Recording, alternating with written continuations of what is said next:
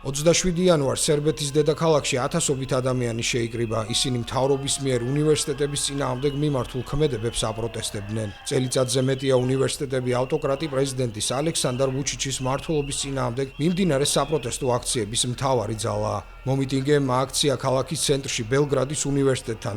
განათლებისა და ასევე სერბეთის მფარველი წმინდანის ხსენების დღეს მოაწყვეს. შეკრება სახელწოდებით სოდნა ძალაა. ბალკანეთის მთელი ქვეყნის მასშტაბით იმ ლექტორებისა და მასწავლებლების მხარდასაჭერად გაიმართა, რომლებმაც სამსახური ან თანამდებობები ანტისამთავრობო დემონსტრაციებში მონაწილეობის გამო დაკარგეს.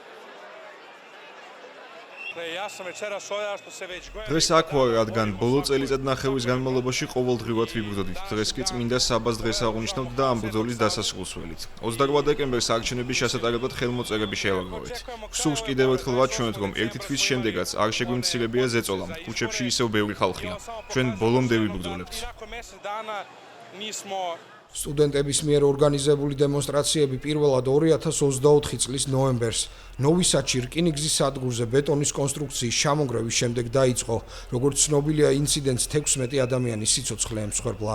სერბეთში მიაჩნიათ, რომ ტრაგედია კორუფციასა და შენობის რემონტის დროს უსაფრთხოების წესების დარღვევას მოჰყვა.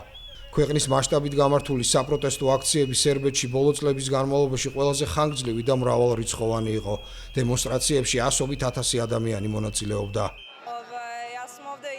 მე აქ ვარ სტუდენტური მოძრაობის მხარდასაჭერად. პირველივე დღიდან ვესწრები უნივერსიტეტის პლენარულ სხდომებს.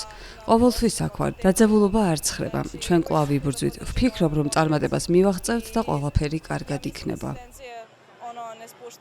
ვუჩიჩმა უარი განაცხადა ვადამდელი არჩევნების დანიშვნაზე, როგორც ამას მომიტინგეები მოითხოვდნენ. ნაცვლად ამისა მთავრობამ ზეწოლა გააძლიერა. ვუჩიჩი, რომელსაც დემოკრატიული თავისუფლების შეზღუდვაში ადანაშაულებენ, სერბეთის ევროკავშირში გაწევრებას ცდილობს, თუმცა პარალელურად აღრმავებს ურთიერთობებს რუსეთთან და ჩინეთთან. საერთაშორისო საზოგადოება სერბეთის მთავრობას მომიტინგეების მიმართ გადაჭარბებული ძალის გამოყენებისა და მათი დაკავების გამო აკრიტიკებს.